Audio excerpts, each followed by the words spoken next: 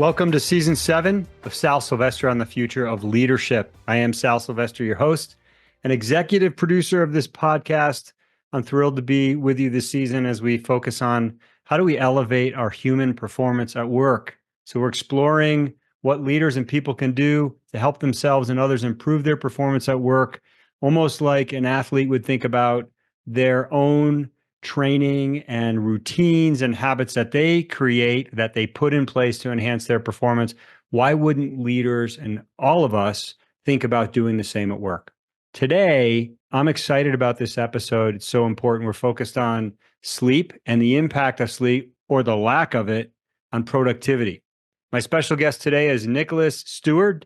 Nick is a trailblazer in sleep health and author of the book Sleep Fitness, the top 10 sleep facts that matter. And in this book, he talks a lot about the challenges of conventional sleep solutions. Despite his MBA in organizational leadership and his certification as a sleep science coach, he considers his 17 days without sleep and his 2 years of insomnia as his true degree. He'll talk a bit about that personal story in this episode. So in this episode today, in addition to Nick's story, we're going to cover topics like the impact of a lack of sleep on your performance at work, how to find rest during the workflow of your day, the impacts of alcohol on sleep quality, and more. So let's go to the interview with Nick now. Nicholas, you describe a harrowing experience with insomnia in 2018 that really inspired your passion for sleep health. What happened? Inspired my passion. It's more like it scared me into action. When people say Yeah. God-fearing Christians, I became a God-fearing Christian. Oh, interesting. In a serious way. So yeah, I'm happy to share this story. I should just warn folks that I don't know to the range of how typical the extreme aspect of what I'm going to share with you is for people, but that there's a spectrum, and this kind of thing is happening more than we'd like it to be happening for people. So the short version really is that I've always had a little bit of a sleep issue. And it started with something totally benign. I had, I forget the word for it, but it's tingling in my feet. Mm-hmm. And long story short, I had a new practitioner, and she, I don't know if she wasn't comfortable with the medication that I had been taking for like over 10 years or whatnot. But one of the side effects of the medication is if you had stopped taking it, you could go a long time without sleep. In fact, it took me years of study before I found out what it's called. It's called rebound insomnia. So you want to be on the lookout for that term, because it's the only sleep, I don't want to call it an illness, but effect that could get a person to not sleep for 4 or 5 days, 2-3 weeks. Everything else would be a little different. So what happened, Sal, was my sleep started to erode. She didn't have me on the medication like I was used to. And I called. I said, hey, listen, I think my mornings are getting shorter than the nights are getting. It feels like I'm being compressed here. And the lady was very nice and was like, well, great. We'll see you on the 17th or was the 22nd. Mm-hmm. And I was like, no, like I think something seriously like going on and we need to address it. Great. Well, we'll see you on the 22nd. And so from that period on, that's how I know it's 17 days. I had a huge paper calendar and was like, how many days do I have to make it like this? And it was like 17. I had no idea, but I ended up not sleeping for 17 straight days. Wow. Now, your sleep technologist who does the overnight studies in a hospital will always tell you like, if a guy like that tells you that, or a client comes into a doctor, they are always like, well, there's these little mini sleeps that you take. I don't know, maybe, but it certainly didn't stop the treachery. So some answers I've actually recently had, someone had a question about hallucinating and sleep. If you have insomnia, can you end up hallucinating? And this guy online made this big argument about how you can't. And I was like, I understand the science of what you're saying. I wish I didn't have to tell you the following, which is like, by day 14, I was hallucinating. Mm-hmm. I mean, after 5 days straight with no sleep, I was gripped onto my couch. I was holding onto my couch like it was a vehicle traveling through space. I was completely not myself. and some other aspects that were unique about it that when people ask me, like, tell me really, like, what was it like in there? And there's a whole bunch of things, like one, totally irrational paranoia. I couldn't Mm. leave my home. I was terrified of leaving. It took me like, I don't know how many days of starving before I finally was like, I have to go get groceries. I think the thing that surprised me the most and stuck with me the most about those 17 days without sleep is that in life, and I'm sure like people who listen to you and you just being introduced to you now is like, we take a certain pride in performing even when it's hard. Yeah. And I just remember thinking, I've had times when I've gotten angry. I've had times when I've lost, and I can reach for an emotion that you would say is a negative emotion to fuel the energy to overcome the moment and fight through those times. And Sal, it wasn't there. Mm. That emotional anger or energy that you're used to having when you're beaten down, I couldn't find it. Interesting. So I tell people, I'm like, I'll never be able to describe what it was like. But if you've been to the movies a bunch and you've seen Doctor Strange, there's a sequel to Doctor Strange where he takes Loki, this sort of annoying character, and sends him into this like tube of like he's dropping, but there's no floor. And so he's endlessly just falling while Doctor Strange is dealing with other things. And I'm like, it felt like Loki. It felt like I was Yeah. in an elevator shaft with no bottom, until finally I got a couple hours of sleep. And then I really should say that, that's half of it. I then spent 2.5 years seeing, all these different professionals, which included, cognitive behavioral therapists who Hmm. should know about, which is the only program treatment that's been certified by the National Science and Health and Sleep groups called CBT-I. And in 2.5 years of insomnia after that experience, Sal, nobody said to me, "Oh, hey, Nick, there's this thing called CBTI. You can get a book at the bookstore." So I just want you to know, Sal, and your listeners to know, even though there's resources out there, the general public doesn't know. Like the general public knowledge about sleep comes to right around this, is what I find. It's like two-part. It's, oh yeah, people who work overnight, that's bad for you, I think. That's basically what they know about shift work. Or, oh yeah, you gotta sleep like 8 hours. Or and C is, I'm good, I'm fine. And then you dig a little with a person and it's like, wow, that's a really low grade sleep that you're getting, which means that in terms of your own life in business and in home, you're shortchanging yourself and you don't even realize it.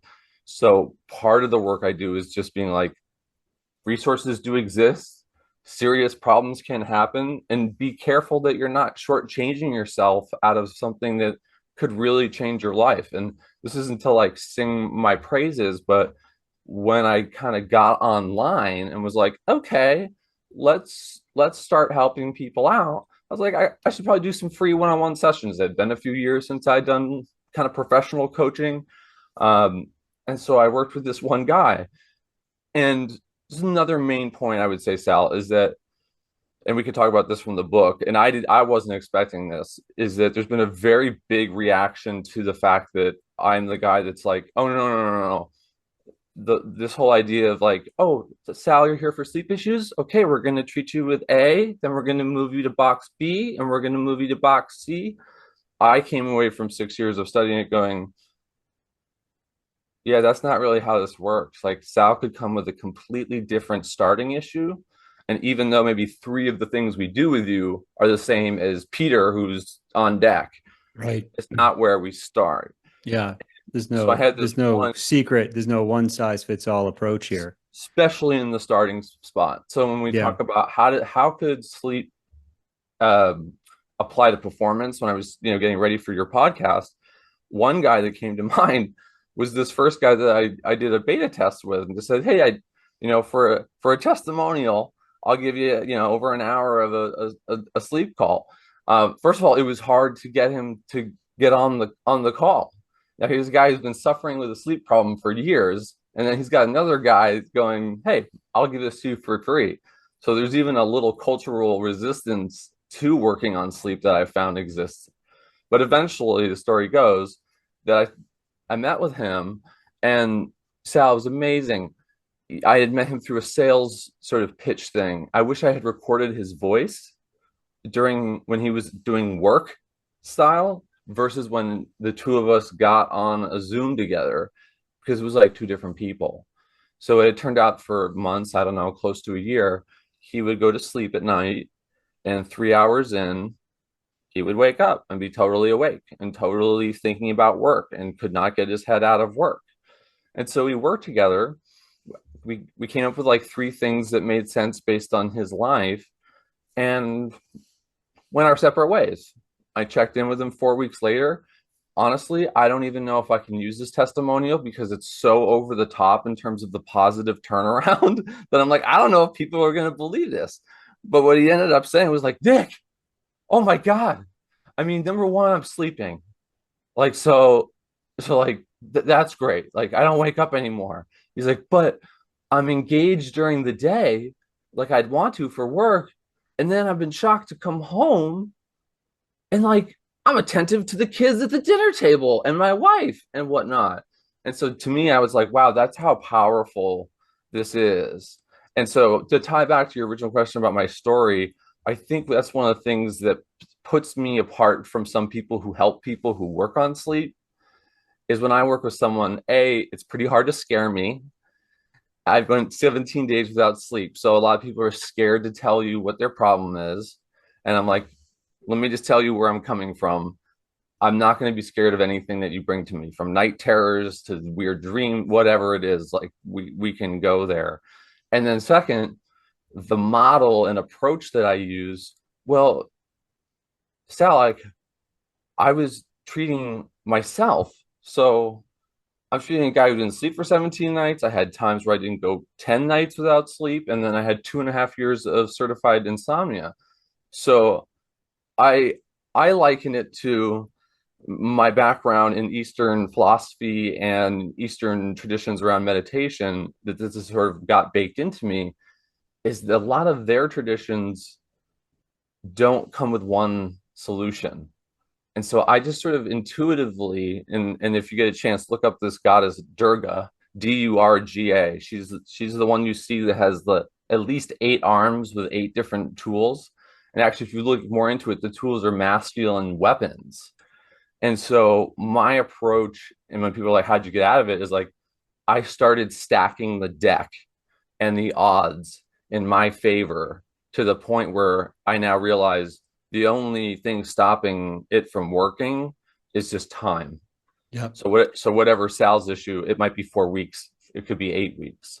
And Yeah. so that's kind of how the story informs Yeah. what I do and how and why it's effective with people. When honestly, Sal, and I'm happy Let to, me let me jump in yeah, go real ahead. quick, Nick, No, just to, please, so please. I can get some interaction going here.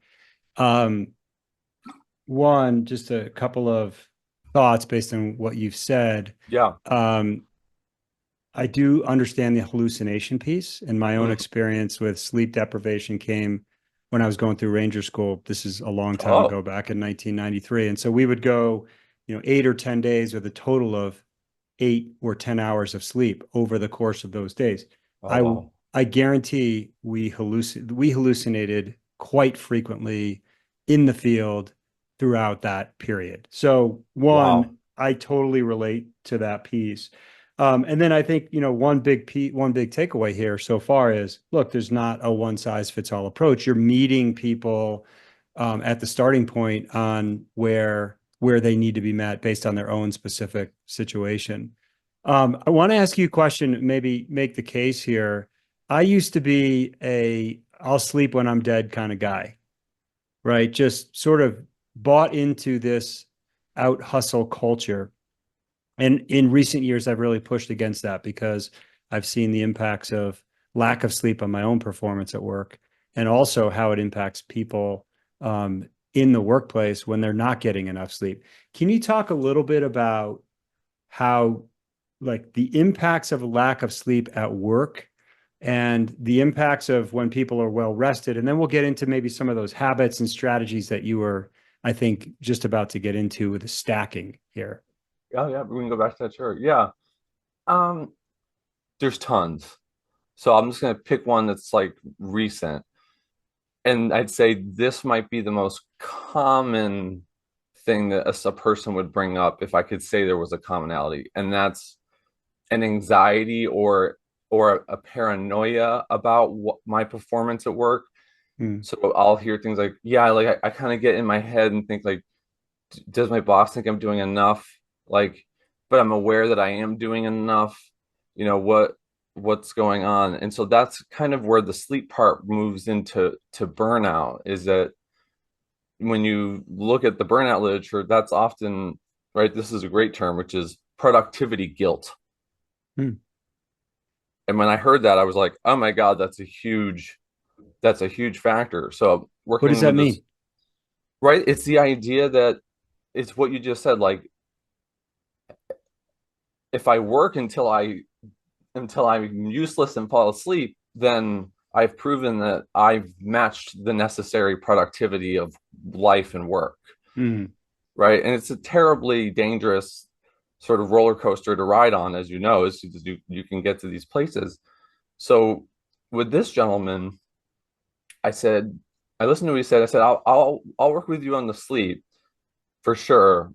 And I like him as an example, Sal, because people should know, especially your listeners, is you don't have to have a catastrophe to have your sleep enable you to have a better quality of life and have the energy to meet your job for where it is, and you feel confident you're meeting it. So this guy actually came to me about a year after I had talked to him and then found out he had sleep apnea.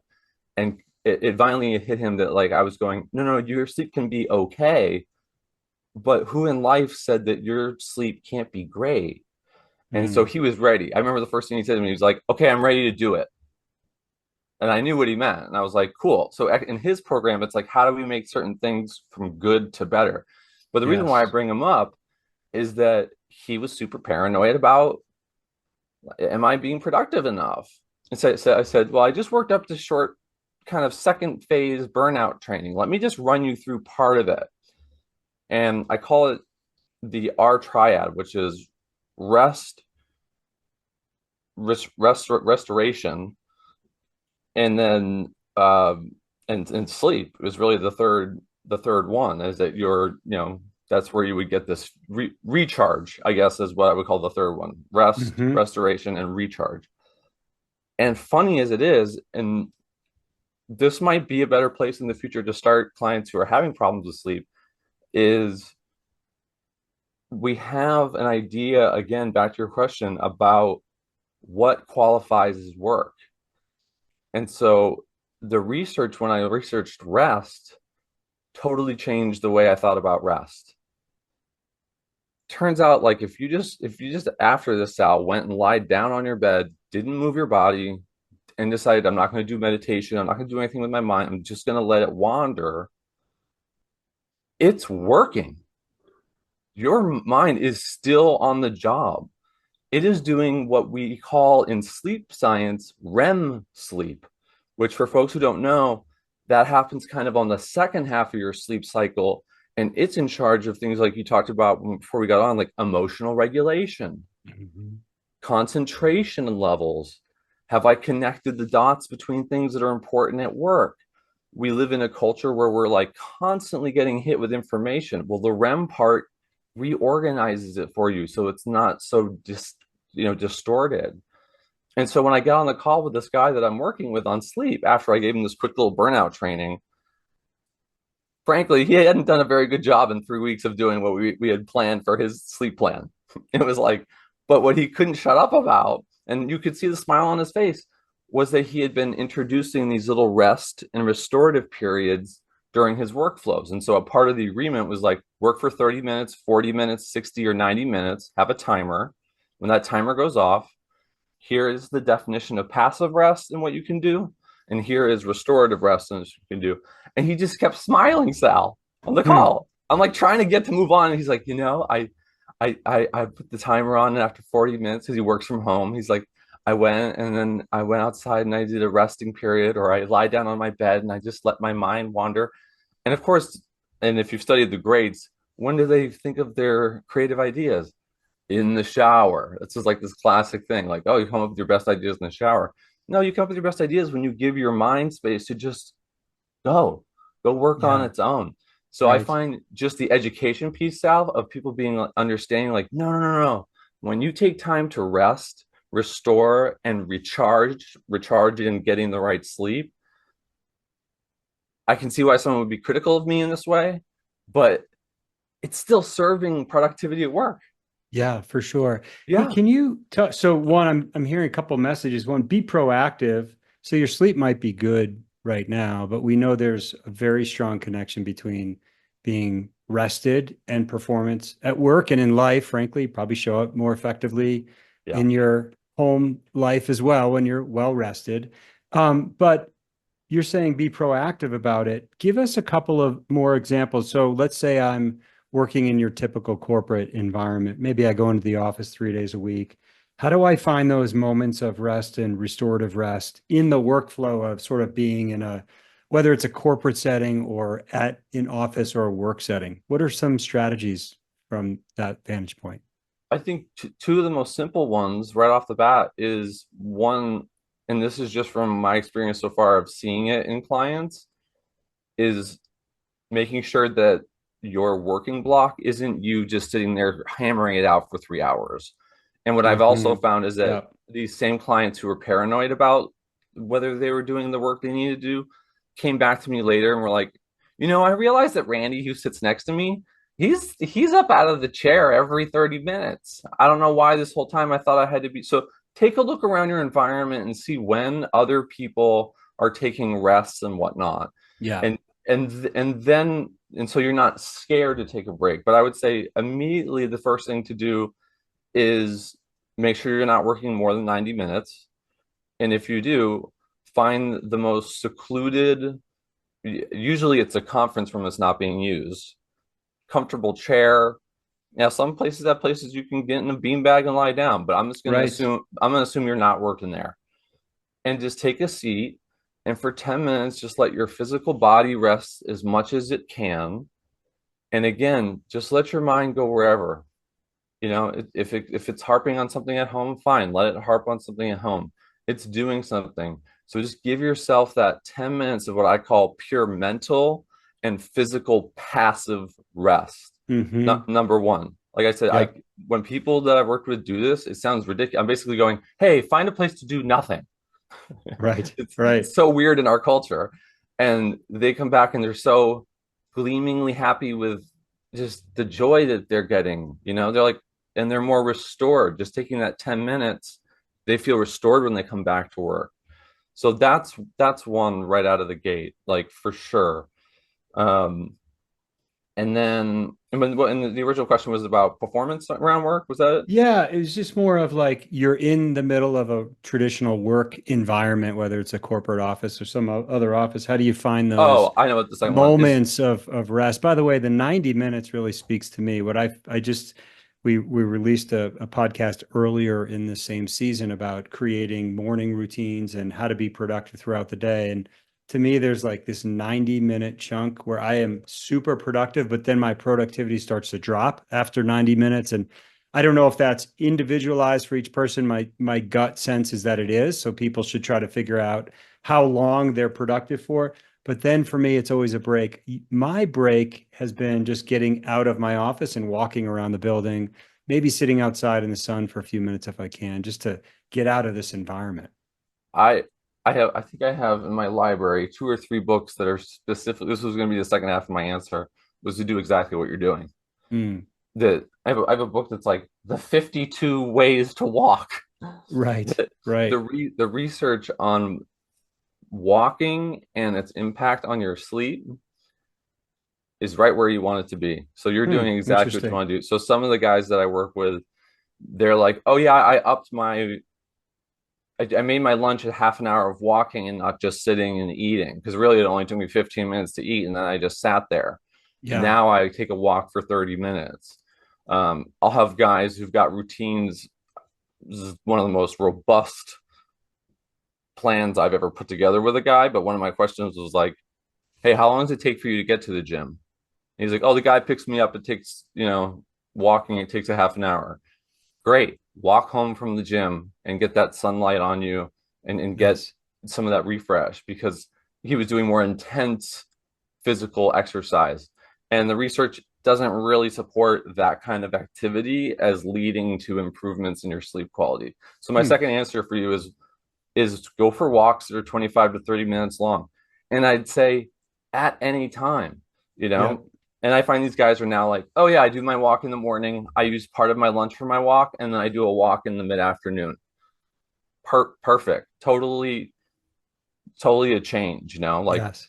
and I think, Sal, like, people would be surprised when they get more educated about sleep and rest, that it's not all these complex things. It's really about taking these simple things and then integrating them into your life. Yeah, I love that. And I think that's what people generally need with it's sort of how we approach leadership and team development. How do you find those habits that can drive change, but that are very practical in people's lives? Hey, I'd love to expand, and maybe this last segment of our conversation today, Nicholas, Yeah, I'd yeah, love to expand. You started talking about like stacking um, consistent habits. How do you think about like what are some different strategies people can think about to stack some habits that will help them create better sleep yeah, quality? yeah. Great question. I think, let's see, what's a good recent one? I think it's a good one. Familiar with the vagus nerve at all? A little bit. Yeah, maybe you can just explain what The that is va- before you jump into yeah, it. yeah, the vagus nerve, folks, is like this big nerve system that goes kind of through your neck and through your body. Hmm. And it, depending on, it's kind of like in one state or another. It's like sort of in an anxious sort of state that's going, and then it's in a Yep. really rested, what they would call parasympathetic state. Yes. And that's a state we need for recovery and recharge. So Pulsetto is a product, is a device that you got, whoever's listening can go look it up and check it out. And what it does is it vibrates. I should have actually, I can show it to you. Hold on. This is what it is. And it has Hmm. these four little knobs, and you put the little gel on it, and you put it around your neck, and it has different timings. And what it does is it's stimulating that nerve to help you get into that restorative space. Oh, interesting. So that's one where I've talked to some clients where they have like a dry heat sauna at home, and I'm like, great, throw on the Pulsetto at the same time. And why don't you bring your journal? Because they've talked about how they have ruminating thoughts. And so their nighttime routine passively is just being in the sauna for 10 to 20 minutes. But now we've got the vagus nerve being stimulated by the Pulsetto automatically without them doing anything. And they're also sitting there and journaling, which, again, I sometimes laugh when I talk with a client about like the little plans we make, because they sound so silly. It's like, I want you just to write whatever's on your mind. That's it. Hmm. Because the Yep. research says you're going to fall asleep faster, and you're going to stay asleep longer if you get those thoughts out. So Hmm. that's one example of where someone, we might go, oh, cool, you've got a dry heat, like one person sauna that's now it's pretty easy to pick one up on Amazon for pretty cheap. And now you've stacked it with some vagus nerve stimulation and an anxiety sort of thing all in one shot instead of separate times, right? So you're getting Right. more efficient with your Yeah. Oh, time. interesting. So there's a stacking example there of those three different habits. And what I love about the journal piece is everyone can do that without buying any equipment. How maybe I'll just throw out some other thoughts or ideas. How do you think about like your sleep environment, temperature of the room? What's the impact of alcohol? Any other strategies that don't necessarily need to where Let's nail the alcohol one first, then remind me on the good. Yeah, environment let's one. go there. Sounds good.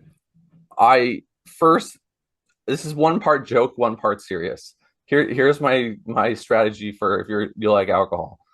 As soon as I call it the scare your spouse strategy.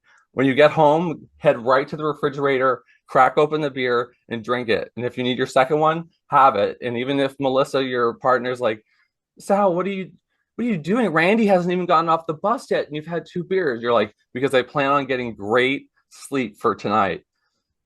All the research, there's no research that counters this, is that alcohol wrecks the second half of your sleep. And Yeah. that second half we mentioned earlier. So for listeners, that second half, to me, as this guy really helped educate me on this, it's really the mental recharge time.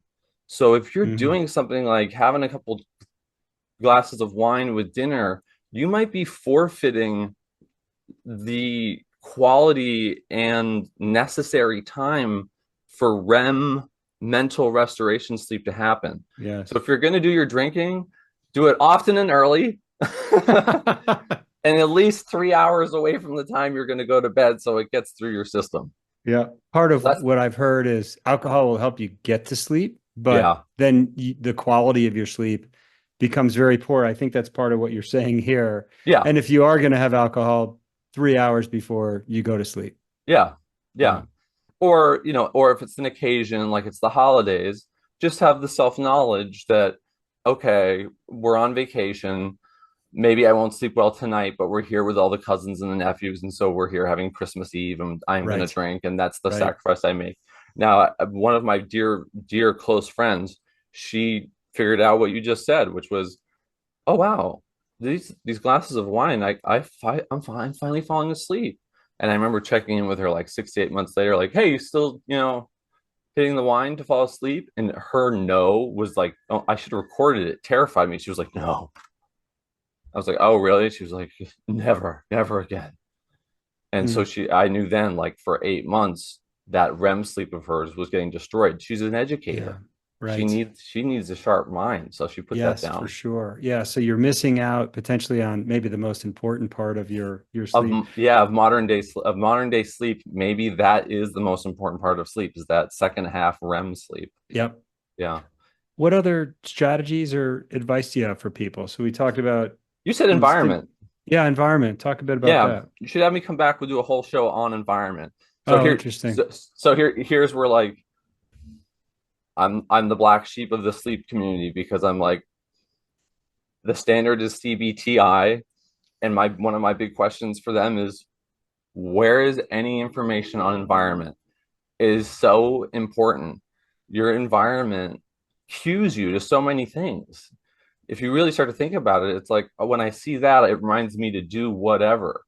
So I just did a podcast with a doctor who specializes in pain, and we both were talking about how we had basically created our bedrooms, that we never spent time in them during the day. When we passed by them and looked in, all we could think of was like, that's the place of dreamy sleep. So with clients, I do a 3-dial process as part of the method to give you some sort of background to what this would look like. What's your mindset about sleep, and what's your knowledge about sleep? And we kind of figure that out. 2, what are your daily activities like? Like with you, you've already got a walk-in. Cool. Is there another place we could put one? 3rd, let's assess your physical sleeping environment. And then I always say, with the first 2, we want to figure out what's the minimum effective amount of activity and education you need to get the best sleep and the best energy to come to your days and your nights with. When it comes to environment, it's upgrade every month until you get to a point where you can't get out of bed anymore. Where your eyes wake up, your mind wakes up and is like, okay, we got to get going. And your body's like, Sal, we have no impulse physically, stimulation wise. We're not going anywhere. This is the best place to be. And I tell clients, that's when you stop investing in your environment, your sleep environment, and then scale it back somehow to get it so you do get up. And so from what the question he said is like, what's the first thing someone should start with? And it's like your mattress. I mean, really, you really want to maximize your physical comfort so that you're falling into sleep quicker. And then I tell people who are on a budget, and it's not even a budget solution. The fact is, these toppers, I'm sure you've seen them, right? You get a 3-inch topper that's made out of gel, or has these like holes that diffuse heat. You can get one of those for $100, $150 that are very good. Throw that on top of your mattress. What's that going to do? Two things. One, again, the more physically, because we were talking about pain, but it's just for anybody. The more physically comfortable your body is, the faster you will fall asleep. Why does it matter the faster you fall asleep? Because one of the critical pieces of getting the best deep sleep is that the transitions into the phases are smooth. So the Mm, smoother you fall asleep, the smoother you'll fall into deep sleep. yeah. So that's why I'm like, yeah, there's a lot of stuff we could go over on environment, but the first one is, what are you sleeping on? What are those pillows? So I'll give you, I tested pillows for years. What pillows were the best? I'll tell you right now. Sleep Number company, this company called Sleep Yes. Number. Yep. Their pillows, they win. I don't have any affiliate. I don't make any money from any of you buying them after this, you hearing this, but Right. I've spent hundreds and hundreds of dollars on pillows. I don't anymore. They have the great pillows. That's it. They win. Like that's a winner. That's So that awesome. so that's the simple answer. Yeah. It's weird when my answers are simple. No, look, I mean, most of the research that I've seen, the the strategies are pretty simple in terms of like create that evening routine. You talked about journaling, but there's other ways to maybe stack some other habits. Think about your sleep environment. I've also heard, don't spend time on your phone 30 minutes or an hour before sleep because of, you're pointing at me for the I'm listeners pointing who at are you listening to well the as like audio. as yeah no as like an asterisk to our earlier thing about, hey, Yes. having some passive rest. Mm, It's critical. I've had two guys tell me the same thing. Hey, Nick, I did that, but I brought the second week I brought my cell phone and it didn't work. yeah. So I just say, when you're doing your intentional passive rest, that's a no cell phone experience. Nice. Because when you're intaking whatever that you're interacting with a cell phone, you're not in what they call the default mode that Right. gets that restoration. So I just wanted to Right. jump in because I realized, oh, they might Yeah. take me up on this rest idea, but be on their phone. No, that's a great point. I'm sure you and I could spend, another hour and a half talking about this. Let me see if I can summarize a couple of our key points from today, Yeah, Nick, let's do before it. we wrap up. Number one, there's no one size fits all approach. You described that in your book as, look, there's no secret to where people need to start their starting place in terms of improving their sleep. It's very individualized. It is. A lack of sleep impacts us personally and professionally. You talked about anxiety. On the extreme side, it can be extreme paranoia, and ultimately, it can help accelerate our or lead to burnout. You talked about productivity guilt, which I thought was a really interesting word, and I think that's tied into this whole idea of the hustle culture, and it can be really dangerous for us to be on that roller coaster. Yeah, no, I think you hit it. You talked about, look, if your sleep's already good, be proactive. I mean, just like anything else in life, we want to try to improve our nutrition or our health. If we want to improve our productivity, think about how you can make your sleep go from good to better, good to great. You talked about this triad of rest, restoration, and recharging. And then that's really where you introduce the idea of the REM sleep. It sounds like that's on the latter half of our sleep at night, which is why it's important to minimize alcohol so that we're making those connections and getting into that deeper level of sleep. Well, now I know Sal's one of the best summary note takers of all time. We Thank you, sir. Yet another reason why I guess we don't need AI to transcribe all of There we this. go. You've done it. Exactly. Well, Exactly. I think when your summary reminds me of this thing I had on one of my first business cards sitting here. It says, if you can think it, sleep improves it. So like whatever it is that you got going on at work, my guess is you could throw in Google Scholar, whatever it is, and there's some study and sleep has shown to improve it in some way. So, it's sleep has an incredibly specific helpful thing that it can do, but it's shocking the range of things that it can help you do. And Yeah. it's worth anyone's time who's into healthy living. Just spend some time getting educated on kind of like what the updates are about sleep today. Yeah, 100%. A couple other key points you mentioned.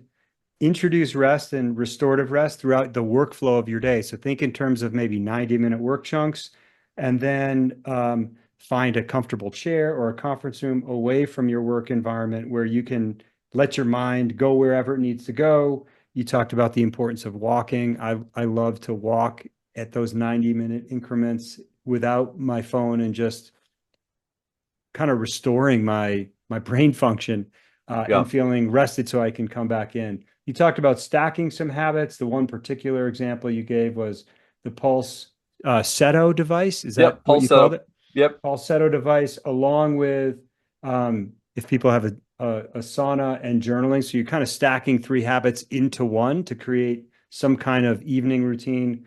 Watch the alcohol, and then your environment matters. You want to create positive associations with your bedroom and think about the physical comfort that you can create so that ultimately you get to a point where I don't want to get out of bed. Oh, This yeah, place bed. is kind of a haven for me. Right. Exactly. Yeah. Awesome. Nick, thank you so much. This is such an important topic. I think we have to be thinking smarter about how we work and smarter about how we think about the hustle culture.